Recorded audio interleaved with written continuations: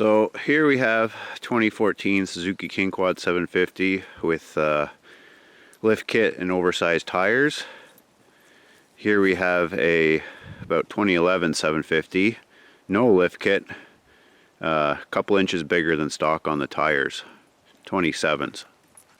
So on my 2014, I got electric power steering, like I say, oversized tires.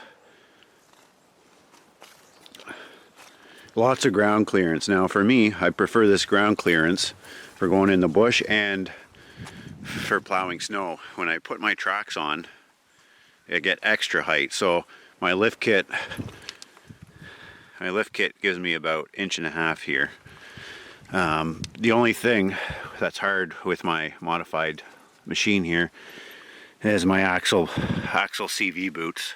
Now these are aftermarket. These aren't the original ones. The original ones, because of my lift kit, got so worn I couldn't even change any of the parts. So this aftermarket rubber from this manufacturer, I'm not too pleased with this. This is just right around a year that these have been on the machine, and they're already cracking and torn. There's the other side. Nothing ripped yet, but definitely weather marks. So here's the shifter: low, high, neutral, reverse, 4-wheel drive push button, and you flip it up for push 4-wheel drive in and flip it up for diff lock for straight movement. You got override for when you're going in reverse. Overall, I'm pretty pleased with my machine.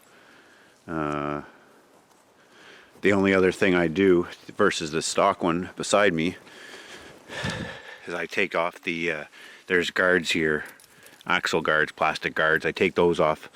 I used to take them off just for the winter and put them back on, but now I just keep them off year round. Here they are on the stock machine, both front and back. Now as far as mods go, my friend's has a machine, a 450 with snorkels, and he had a 750 with snorkels and lift kits and everything. So he definitely says snorkels get you out of sticky situations if you like to go deep. But if you don't like to go fine deep, you usually be pretty good with a stock machine. The only reason he went with snorkels is the vent tube. There's a vent tube here down at the back, and your intake is down here underneath. So you got a vent and an intake, and you go through water, or you try to water wheelie through deep stuff. You end up trying to get your front end up. You end up drowning your bike. The air filter is under here, but still, like I say, there's a vent. So overall, as a stock machine, if you don't plan to go deep, I mean, they're great machines. Power steering, 4x4. You won't blow any axle boots. I've snapped axles, and I have, because of my lift kit, I have snapped both front A-arms in different spots. So I have had to do that. The only time I really blew an actual broken axle was a rear axle when I was pulling and I backed into something and went to go forward and just snapped. But overall, very pleased. This machine, actually, when I bought it, it was sitting at the dealer with the lift kit with these tires on. So the only thing to consider is my tires are 30-inch tires. There's not much clearance between the frame.